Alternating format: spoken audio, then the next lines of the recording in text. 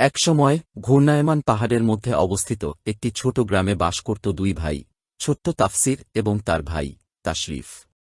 তাশরিফের বয়স ছিল মাত্র 4 বছর, কৌতূহল ও দুষ্টুমিতে ভরা, আর মাত্র 1 বছর বয়সী তাফসির তার সংক্রামক হাসি দিয়ে সবার চোখের মণি হয়ে উঠেছিল। এক রৌদ্রোজ্জ্বল বিকেলে তাদের বাবা মাকে তাদের বৃদ্ধ দাদি মিসেস দিনার সাথে ছেলেদের ছেড়ে যেতে হয়েছিল, কারণ তাদের বাইরে জরুরি কাজ ছিল।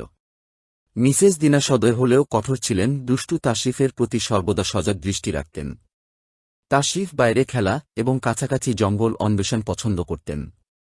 তিনি প্রায়শই তাফসিরকে তার দুঃসাহসিক কাজগুলিতে টেনে নিয়ে যেতেন, তাকে স্ট্রলারে ঠেলে দিয়েছিলেন বা তাকে তার ছোট কাঁধে নিয়ে যেতেন।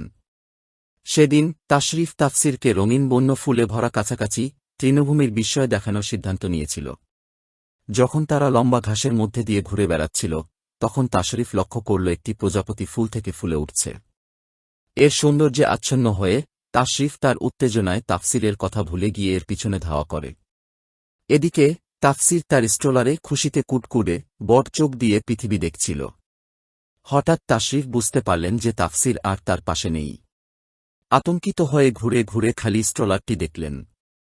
যখন তিনি তাফসির রেখে গিয়েছিলেন সেখানে ফিরে যাওয়ার সময় তার হৃদয় ছুটে গেল।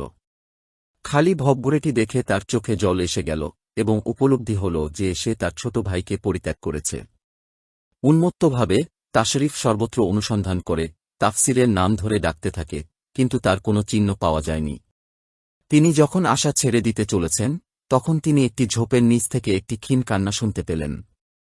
ছুটে গিয়ে তিনি দেখতে পেলেন তাফসির সেখানে পড়ে আছে, অক্ষত কিন্তু ভীত, তার নিটোল গাল বেয়ে অশ্রু ঝরছে। তাশরিফ তাফসিরকে শক্ত করে জড়িয়ে ধরল